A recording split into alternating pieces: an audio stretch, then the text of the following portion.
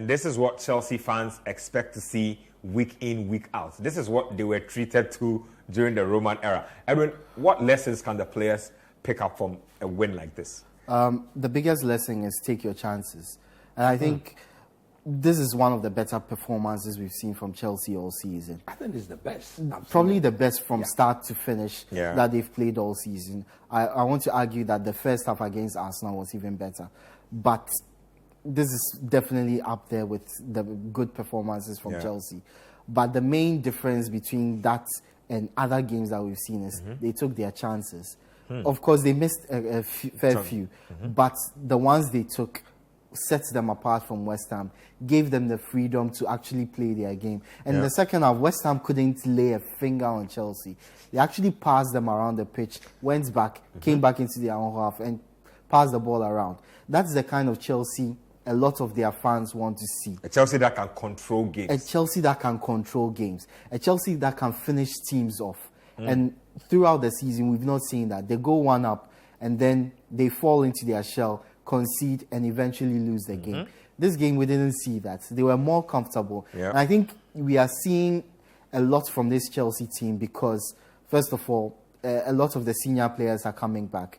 Second of all, Pochettino has been able to work with this side for quite a while, even without the players who've been unavailable with injury. So he's figured out a system.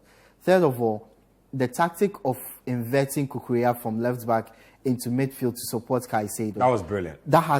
It's been a game changer. And I'm sure Pochettino will be sitting there thinking, why didn't I think of this earlier in the season? That may work against a very lazy, lazy team like West Ham. Actually worked against Spurs, worked in the second half against Villa. So it's been proven. You see, it may work, but against a better opposition, they win the ball, pop, then they attack you from that end. And then the defense is stretched. That is what is happening to Spurs now. They intend to bring Poro and Co in the middle. Once they are stretched, they are in 6s and 7s. But this was one of Chelsea's best performances. No two ways about that. But I don't want to dwell on it. I want to talk on West Ham. Let me just bring in that Enzo Fernandez bit because I want us to get on with it. I completely disagree with anybody who says his absence makes them better. I agree. I think his presence makes them better. How so? You see, in the big game, you cannot go with Gallagher and Caicedo, who we all know Gallagher. He's a box-to-box sort of midfielder. Enzo Fernandez's injury has brought in Madueke and has drifted Kopama into a number 10 role. Against, let's say, the bottom half of the league, this system will thrive.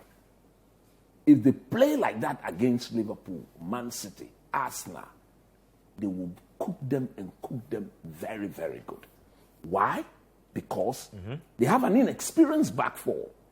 A back four who can only get better with what? Time. 2, 3, 4 years from now. What is the name of that? Badiashile and those people, they'll get better for fun. With years. That's if they don't shake them up again in the off-season. But in this current moment, you need to protect them as much as you can to get them to grow in belief. Because the more clean sheets they keep, the more confidence they have. And I think with Enzo Fernandez in this team, it makes them solid. Look, the boy, what most people don't know, and I think we have to tell them, the boy has played through injuries. Yes. He's had a very he said he's bad actually played injury for like 4 months. For like 4 or 5 months. Yeah. Eventually, he said the pain was becoming unbearable. Too unbearable. So he has to go for the sake. But he's a fantastic.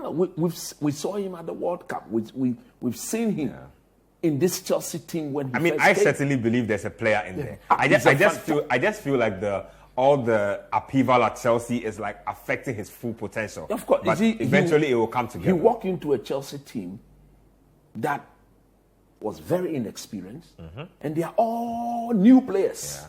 Almost of all the same age. Of the same age. Immediately, everyone was expecting him to be World Cup winner, big money signing. It takes time.